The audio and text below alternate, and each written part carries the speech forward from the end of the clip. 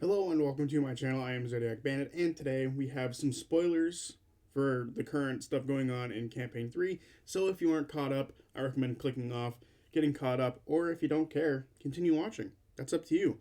But this is your last warning. Spoilers for Campaign 3. And now it's time to move on to the main part of the video, which is Orym is potentially doomed. Now, what do I mean by that? Well, for us to fully understand why this is a big deal, we need to remember two things. One, Orym's deal with Nana Morri, and everything that's sort of involved within it, meaning that the entire party comes back together, or they come back as they were before they went to Ruidus, and then if that happens, Orym then serves her once this is all done.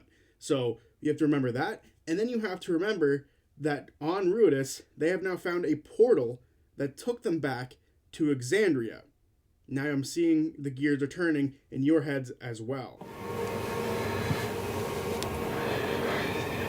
These have to be worded just right. Imogen said, that's if we see it through.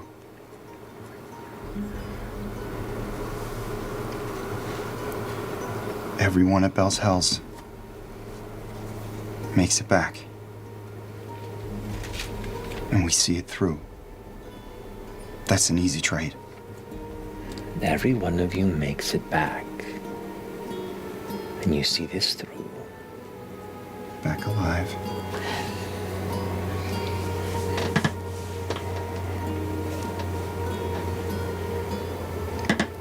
Happy, safe, and healthy. Well, you have to start happy to return happy. And I think health is in varying states. Return at least as you are. Return alive. Very well. Perfect. So the arduous journey eventually leads you to the bottom of the lake, where all of you as a troop begin to emerge and pull away from the intense draw of this small portal that you had emerged from. Now, all swim in this kind of lightless expanse and begin to clamber up to the surface where you break.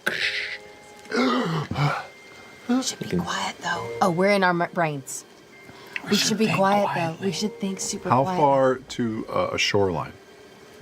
From where you stand here, probably a few hundred feet. I'm gonna drop my wild shape. You said lightless, as in there's no celestial bodies in the sky? So the bottom of the lake has very little light, and then as you swim up, there's a little more to it. You get up there, and you can see like there's gray clouds, and there's a little bit of like dark blue sky peeking through it. It has that kind of almost like the moment in Twilight where the sky is brighter than it is in the darkest points of the evening. I thought you meant Twilight the movie.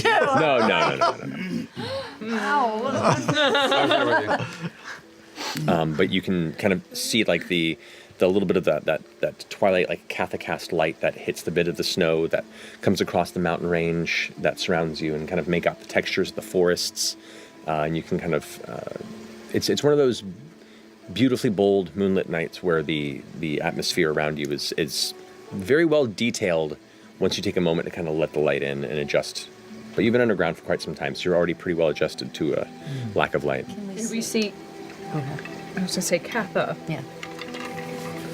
Katha's in the sky. Katha is in the sky. Yes. Well, There's Ruidus in the sky. That's true. How about Exandria? Or Ruidus? Maybe we're on the other side of Exandria. Do we see Ruidus at all? We couldn't see Katha when we were on Ruidus. Right.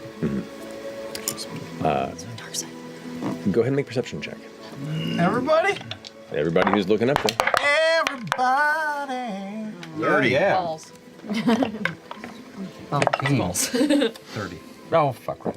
22. Okay. I eat carrots. Hey, dude. I just look at Orym expectantly. Or So, what you see? The carrots thing? Or propaganda. What you Yep. see? I eat carrots. They don't help your eyesight. They're good though. They are good. They are good. They don't really help your eyesight? No. Beta carotene. There was too many carrots during World War II, and so the Europeans were like, fuck, what do we do with this? And they were like, If the Carrot If you Council use wants to carrots- advertise with us, though, we will say we'll whatever. say, yeah, Eat carrots, because then you will That's you will see like the pilots. We'll turn you orange though if you eat them You do all the not time. see any signs of Ruidus in the sky from where you currently are. woman on the You can Partridge Family? see the bright color of Katha kind of cascading down, and just like the hint beyond one of the clouds above that, the glow of white as it kind of peaks beyond. You can see the moon just kind of starting to shift beyond. There's no sign of ley lines. There's no sign of the bridge. There's no. Oh, with a 30, you can definitely see the ley lines. Okay, so we're home. This definitely has a feel of an Exandria in space. And the two clips you saw just there were exactly what I described a second ago, which was the deal with Nana Morri and the group going back to Exandria. And they sort of came to a mountaintop island in Asilra.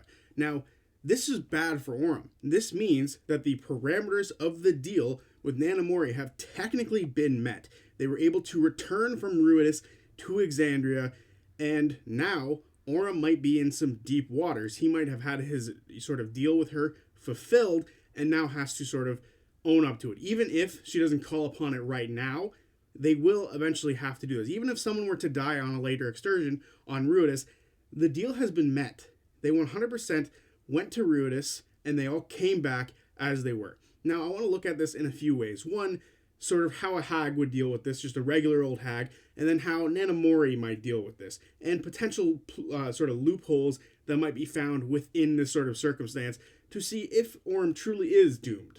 So the first way to sort of look at it is with regular hags. Hags would absolutely look at every sort of aspect of the deal and then make it possible for their outcome to be the best as possible, right?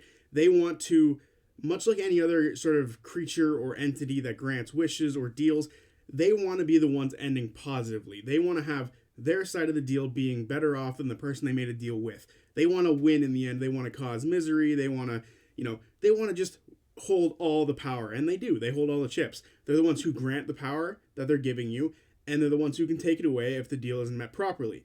So with that all being said, the deal has been made. The deal was made that they would all return from Ruidus as they were. And that happened. That happened when they went through the portal and ended up in that small little town.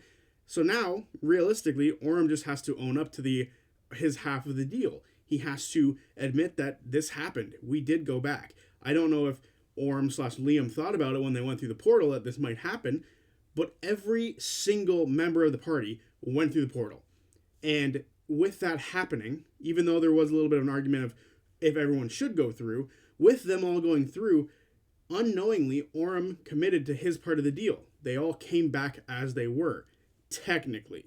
There is a technically I will talk about later when I go to the loopholes, but any hag who has now made this deal would absolutely count this as you've done the deal. The deal has been done. You went up to Ruidus, you used some of my powers that I gave you, and then you all came back. You came back for a brief stint, but you did, in fact, come back home to Exandria as you all were. So realistically, if a hag that isn't Nana Morri, like an evil true hag, maybe a Sharnai from Campaign 2, would absolutely take this, sign the dotted line, and be like, you are now my servant, and that is where you're going to stay. Unfortunately for you, the deal has been met. And that is how a normal hag would deal with this. They would see it, say that the deal has been met, and that's it. Nana Morri is not a normal hag. She has a relationship with the party. Not to mention, she is literally like the grandmother of one of the party members. So realistically, there's a relationship here. And in the past, Nana Morri has done things for the party without any expectations of something in return. So she might give a little bit of leniency in this moment. For those of you who are curious about what I'm talking about there when I say there's been some lenience in the past, she helped them run away from the Sora Lord Zethudha and Gloomglut by fighting the creature of Gloomglut. She took some damage and was severely injured the next time we saw her, and she didn't expect anything from the party then. So she might actually be very lenient with Orym and say, hey, that was just a brief stint. You guys didn't truly come back. You were only there for a while. Your next time coming back is when I will sign off on this dotted line, and you will be screwed. So there might be a bit of leniency when it comes to Nana Morri because of the relationship with the party. However, there are some loopholes that Orym could point out that say that the party did not return as they were. So some of you might be curious what I'm talking about when I say there's a few loopholes. Now, realistically, there's one, but it happens multiple times. So if we look at the rules of the deal, it is the party must return as they were. And technically, there are 2 spells and a spell scroll that is on the party at the time they return from Ruidus to Exandria. Well, the first one being Wind Walk. So they're able to turn into their air forms and then they, fly around. They're super fast in these forms, right? This is a form they had available to them on Ruidus and within Isilra when they were on the little mountaintop. They didn't have it when the deal was made with Nana Morri. So realistically, this is meaning they didn't return home as they were. Now, also, there is Telepathic Bond, which is something that the party had cast on them by FCG, but realistically, if we look at the rules of the spell, they did it wrong. It only supposed to last for an hour, but they all gave themselves 8 hours with it. It was a mistake that they made, and it's one they're just sort of rolling with now, because now it seems to be happening multiple times where it lasts 8 hours. I'm almost positive there's no ability that FCG has to extend it that much. It's just a mistake they rolled with once, and they're going to roll with it for the rest of the time they're using it, and honestly, that seems pretty fair to me. But anyway, so there's that, but then there was also like an anti-scrying spell placed on them. So realistically, Nana Morri might not have even been able to see them going from Ruidus to Exandria. So there is a small little glimmer of hope for Orym that one of these loopholes, or potential loopholes, could be argued that they didn't return home as they were. However, I'm going to say a hag probably won't accept this, and then Orym would be doomed. If Orym is able to argue his case that this is not actually when the deal ended, and then somehow, some way, the party comes back changed in some way, whether it be someone were to die, someone were to be injured, maimed, someone were to, have some sort of injury or some sort of thing changed to them, then Orym could theoretically argue that her end of the deal was never upheld, and we could actually see someone overcome a hag in 2 separate campaigns now. And there you have it. Is Orym potentially doomed? Probably. Is there some loopholes? Mildly. So, let me know what you guys think down below in the comment section. Do you think he is doomed? Do you think he's screwed? Do you think he's fucked? Or do you think he can be smart enough to outwit her just like Jester outwitted Asharnai? I don't know. We'll see. Anyway, there were some people who in the comment section of my last couple of videos who mentioned this as well, so I thought I'd give them a shout out because while I was already thinking about this video, they confirmed that more people were thinking about it, so I decided I'm definitely going to make this video. So they're going to be on the screen now with their comments saying the same thing that I'm saying now, that Orym could potentially be screwed. So yeah, let me know what you guys think down in the comment section below, and I'll see you guys on Friday for whatever video I make next because there's no recap this week. So yeah, see you then. Peace.